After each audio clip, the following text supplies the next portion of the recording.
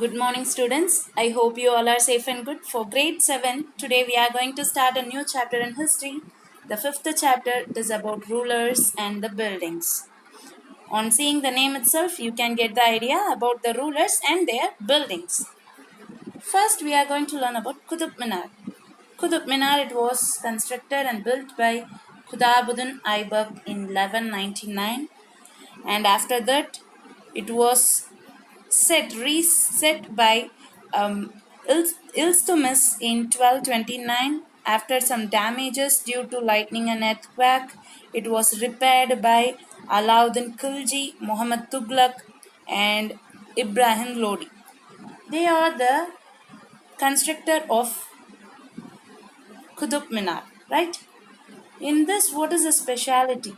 The minar, it is a curved and angular shape. It is in a curved and angular shape. In this, there is an inscription at the wall. The two bands will contain the inscription in Arabic.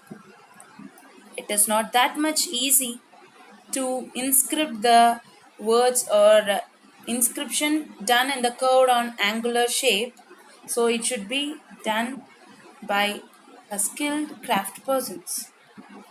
On the 8th to 18th century, the king and the officers, they built the buildings in two kind of structures. The first, it is palace, gardens, residence, and the domes. These were constructed to save and to protect the people from the others. And another type of building, it's only for the public activity like temples, mosques, tanks, wells, and bazaars, where the people, they can do their activities, the ritual activities done in the temples, and for water and for collecting the other things, to making trade, the merchants, they gave the life for the people. And see here, children, this is a picture of Qutub Minar. Here in this band, and in this band, they have inscribed with the Arabic word. So see how the structure is there. In your book, you have a picture. See that you can get a clear view of that. Right, children? Then, engineering skills and construction. Engineering skills and construction during that time. Monuments provides us the technology used for the construction. While seeing the monuments, we can know and we can get the idea what are all the technologies used for the construction. Nowadays, for making the roof for a small building, it is easy. We have the technology. On that time, for making the small roof, they will use the wooden beams or slabs of stones to make the top roof. But for making the roof with a superstructural and with the elaborate and large room, it is so difficult, and it is called as a superstructure. For giving some curves or making domes, or used for making the roof, right? So it is called as a superstructure. During those days, roofs, doors, and windows, they have some definite shapes. See here, they are called as trapeze and corbelled. See here, trapeze means the roof like this, and this is called as arcuated or arcuate, the curve shape, the wedge shaped blocks. Right, children? Next, temple construction in the early 11th century. Early temples. Here they are speaking about two temples, Kandariya Mahadeva, that was constructed by Dangadeva, and Rajeshwara temple by Rajaraja Chola. This is the first temple and this is the second temple. In the first temple, the Kandariya Mahadeva temple, while saying the name itself, we can know it is a temple for Shiva. In this, they are explaining about two, the Mahamandap and the Garbhagraha. The Mahamandap is a place where the dance performance will be done, and the image of the chief will be kept, or the sculpture or the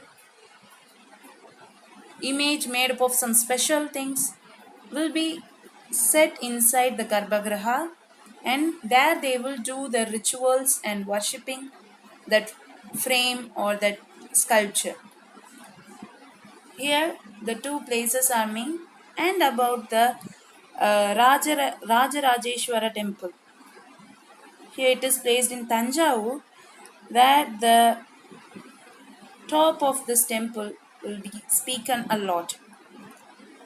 This stone has the weight of 90 ton. Nowadays we have the technology. We can try to place that stone, that much of weight stone we can carry with some vehicles or machines.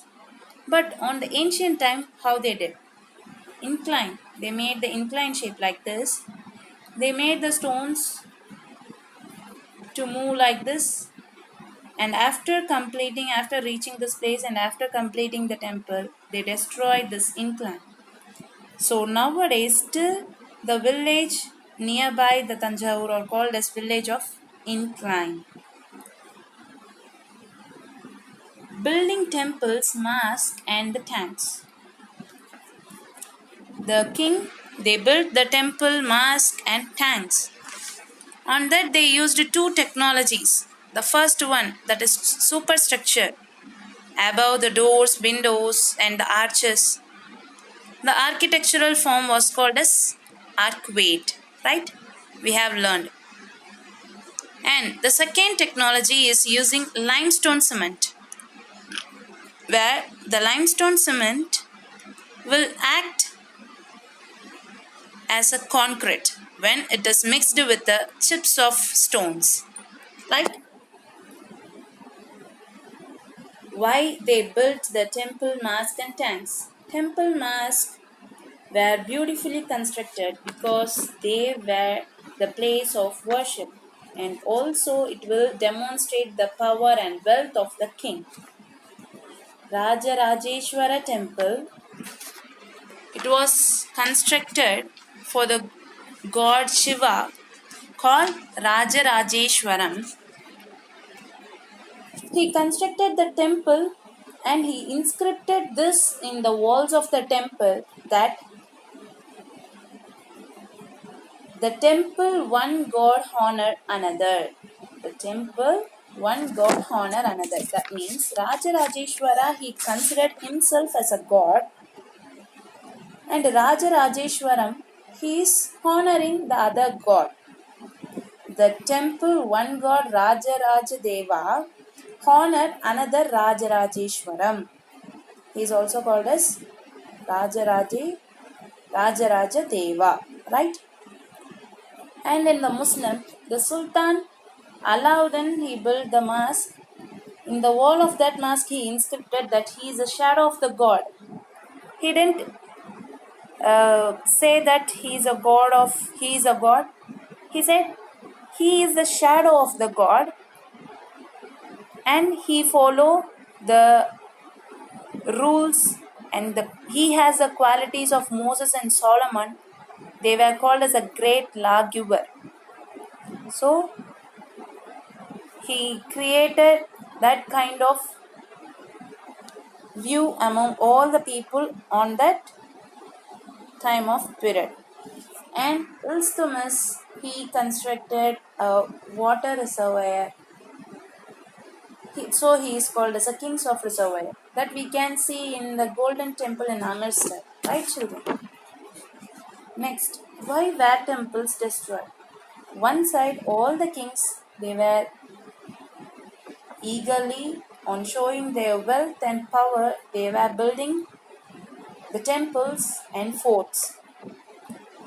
Meanwhile, the king of other state, they will target on that temple and the buildings to destroy the power and wealth of that king. Because temple shows the power and wealth of the king. So in this we can learn the Pandya king, Srimara, he invaded Sri Lanka and defeated King Sena. Where the King Sena, he worshipped the Buddhist monk, where he have the golden jewels and the golden image of various monasteries and the golden statue of Buddha. Later, Sena too, he invaded Madurai, the capital city of Pandya. He did the war against the Pandyan king and he restored their wealth. That means he regained the golden statue of Buddha from the Pandyas. And about the Chola king Rajendra I, what he did in the 11th century, he built the temple. He built the Shiva temple and he filled the temple with the statues he captured from the defeated king. Prized and captured statues from the defeated king. And the Sultan Muhammad of Ghazni, both of them were in the same period of time, that is Rajendra I and the Sultan Muhammad. He was not very much important ruler on that time, but he destroyed the temple of Rajendra I in Somnath. Right? He destroyed the temple in Somnath of Lord Shiva and he captured all the valuable things from that temple. And he tried to win the credit as a great hero of Islam. For what reason he did? He tried to credit a great name or a credit like he is a great hero of Islam. So this is about today's session about gardens, tombs and fort. We will see in the next class, children. Thank you and have a great day.